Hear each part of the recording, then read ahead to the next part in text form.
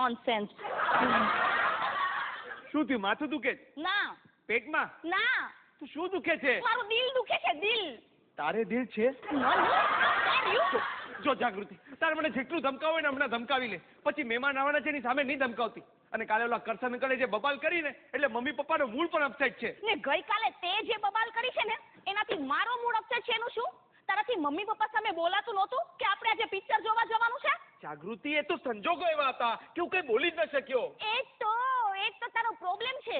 જ્યાં બોલવાનું હોય છે ત્યાં તારું માઉથ સેટિંગ થઈ જાય છે ને નથી બોલવાનું ત્યાં જ તું બળબડ કર્યા કરે છે. ગયા વખતે આપણો કુલ્લુ મનાલી જવાનો પ્લાન આ જ રીતે કેન્સલ થઈ ગયો. ને થયું શું? પપ્પાજી રાહુલભાઈને યુરોપ ફરવા લઈ ગયા. એટલે રાહુલભાઈ ત્યાં યુરોપમાં ફર કર્યા કરે અને તું ઓફિસમાં બેસીને કામ ને વર્ક કર્યા કરે. અરે મેં કીધું લઉં છું.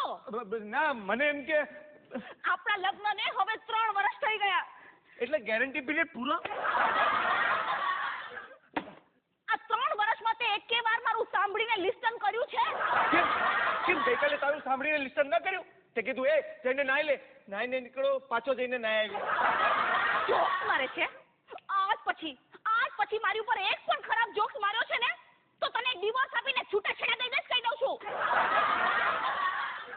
પ્રોમિસ? મનુ, જાગૃતિ, તું કે કરે છે પછી કરતી નથી.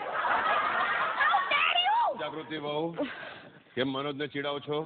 શું થયું બેટા? પપ્પા, આને પિક્ચર જોવા જવું છે. મનુ, ના, એટલે આણે આજે પિક્ચર જોવાનો પ્લાન બનાવ્યો હતો અને મમ્મી આજે છોકરી જોવાનો પ્લાન બનાવ્યો છે. એમાં આના પ્લાનનું સુરસુર્યું થઈ ગયું અને ક્યાંની એટમો મારા પર ફોડે છે. પપ્પાજી. હા બેટા. પપ્પાજી, ક્વેશ્ચન કે સવાલ ખાલી પિક્ચર જોવાનો નથી.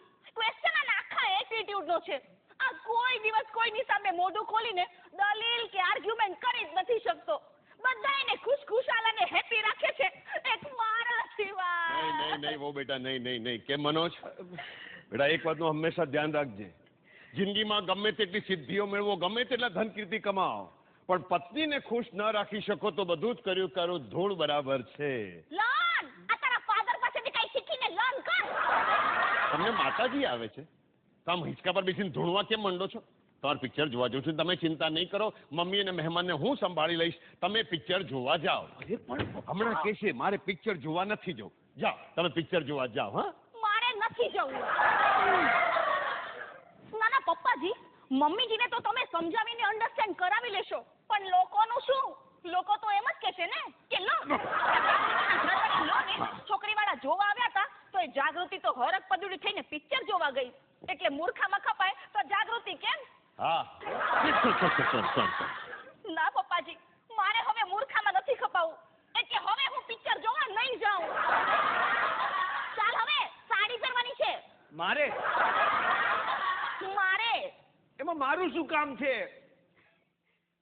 ઇસ્ત્રી કોણ કરશે?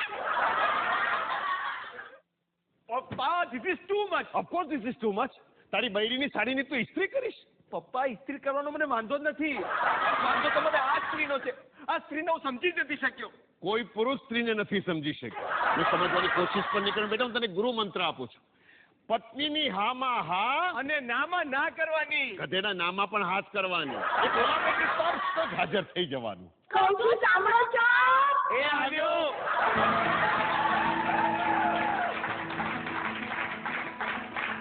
પપ્પા, ગર્વથી કહો, આપણે બૈરીના ગુલામ છીએ. પાછો ગર્વથી કે છે.